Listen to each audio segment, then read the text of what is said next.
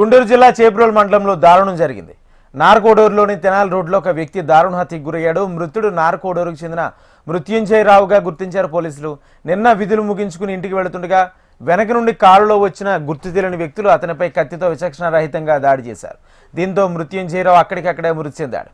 దీంతో ఘటనా స్థలానికి చేరుకున్న పోలీసులు కేసు నమోదు చేసి దర్యాప్తు చేపట్టారు.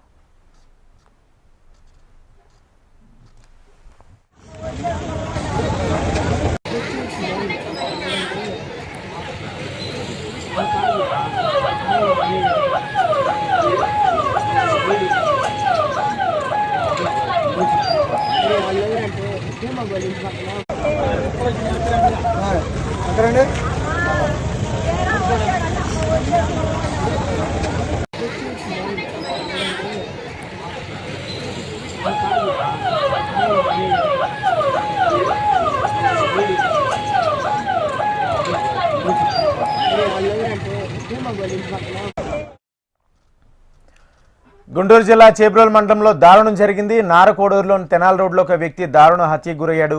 మృతుడు నార్కోడూరుకు చెందిన మృత్యుంజయరావుగా గుర్తించారు పోలీసులు. నిన్న విధులు ముగించుకుని ఇంటికి వెళుతుండగా వెనక నుంచి కారులో వచ్చిన గుర్తు తెలియని వ్యక్తులు అతనిపై కత్తితో విచక్షణారహితంగా దాడి చేశారు. దీంతో మృత్యుంజయరావు అక్కడికక్కడే మృతి చెందాడు. దీంతో ఘటనా స్థలానికి చేరుకుని కేసు నమోదు చేసి పోలీసులు దర్యాప్తు చేపట్టారు. ఇదే అంశానికి సంబంధించి పూర్తి సమాచారం మా ప్రతినిధి నరసింహారావు అందిస్తారు. రాజేంద్ర, గుంటూరు జిల్లా నారాకోడూరు గ్రామం వద్ద దారుణం చోటు చేసుకుంది.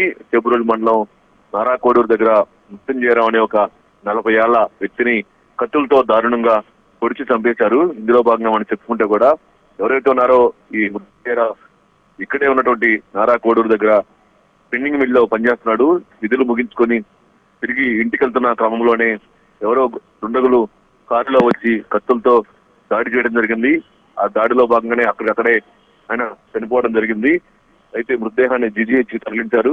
అయితే మృత్యుంజయరావుని ఎవరు చంపుంటారు, ఎందుకు చంపుంటారు, ఏదైనా అక్రమ సంబంధాలా లేకపోతే ఏమైనా ఫైనాన్షియల్ ట్రాన్సాక్షన్ ఉన్నాయా అనే కోణంలో కూడా చేబ్రోలు పోలీసులు కేసు నమోదు చేసి దర్యాప్తు చేస్తున్నారు.